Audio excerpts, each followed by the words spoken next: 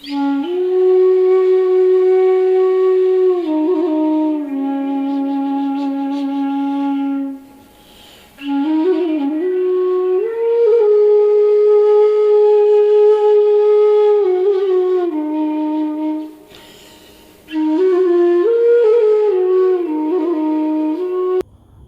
শ্রদ্ধা ও প্রণাম, ছোটদের স্নেহ ভালোবাসা জানিয়ে আজকে আরেকটি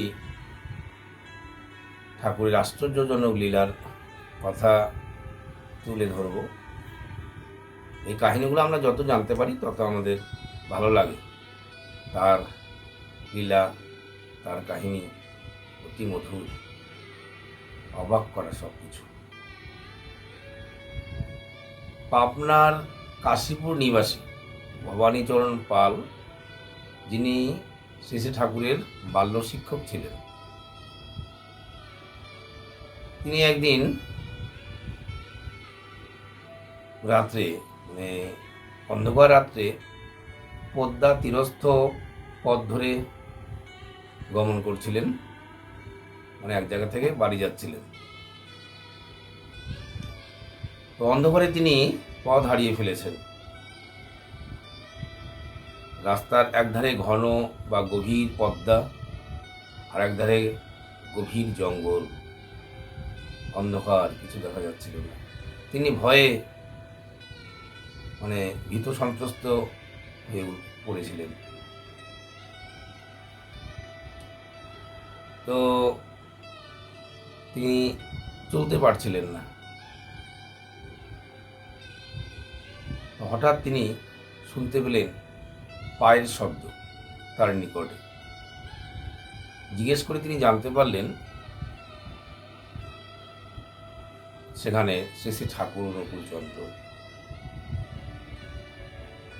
তো ঠাকুর তাকে জিজ্ঞেস করছিলেন যে, মাস্টারমশাই, আপনার কি হয়েছে?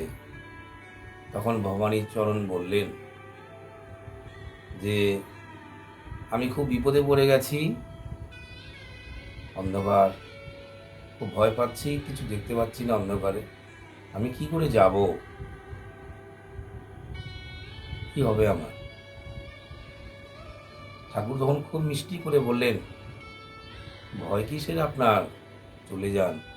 এই বলে তিনি ভবানীবাবুকে আলিঙ্গন করে ছেড়ে দিলেন। ভবানীবাবু ধীরে ধীরে একটু একটু করে চলতে শুরু করলেন। কিছুক্ষণ পর দেখা গেল ভবানীবাবুর বাম চোখ থেকে একটি উজ্জ্বল আলো নির্গত হচ্ছিল। পুরো পরিষ্কার রাস্তা দেখা যাচ্ছিল। তিনি সেই আলোতে সুন্দরভাবে বাড়ি ফিরে এলেন। তিনি এই বিপদমুক্ত হয়ে ভীষণ আনন্দিত হলেন। সাথে সাথে তিনি ভীষণভাবে আশ্চর্যান্বিত হলেন এই কথা ভেবে যে কি করে এটা সম্ভব হল।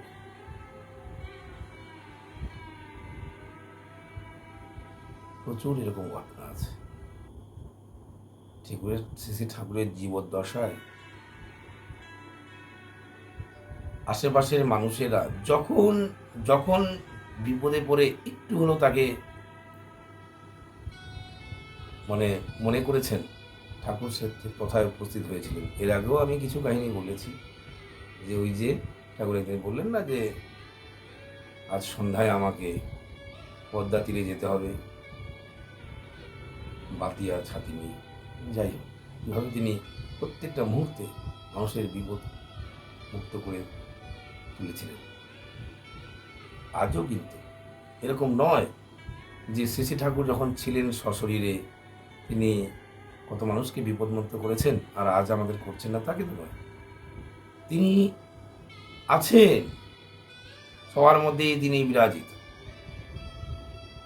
আমরা যখন বিপদে পড়ি, যখন চাই কিছু সমস্যায় পড়ি না কেন, সত্যি কথা বলতে নানাভাবে আমরা দেখতে পাচ্ছি যারা একটুও তাকে ভালোবাসি, খুব সহজেই সেই সব বিপদ থেকে আমরা মুক্ত হয়ে উঠি। কেউ না কেউ এসে আমাদের পাশে এসে দাঁড়ায় আমাদের বিপদ মুক্ত করে তোলার জন্য।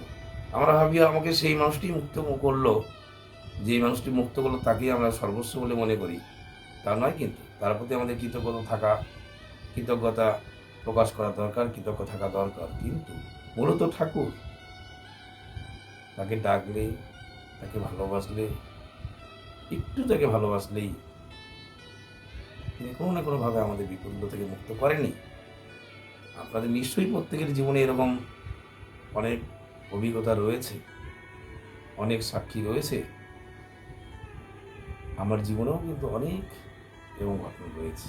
কোনো না কোনো সময় সেগুলো হয়তো বলব। আজ এই পর্যন্তই। সবার মঙ্গল প্রার্থনা করে শেষ করছি। জয় গুরু।